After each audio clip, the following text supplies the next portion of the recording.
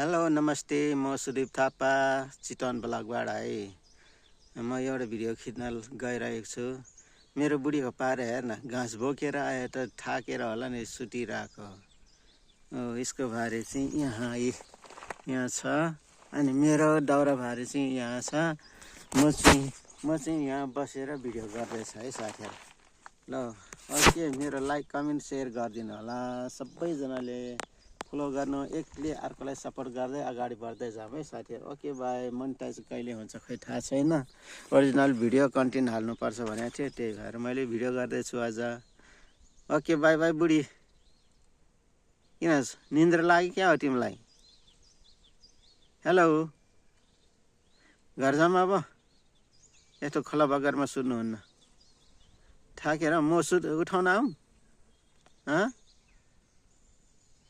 बोल्दैन के भयो मेरो बुढीलाई?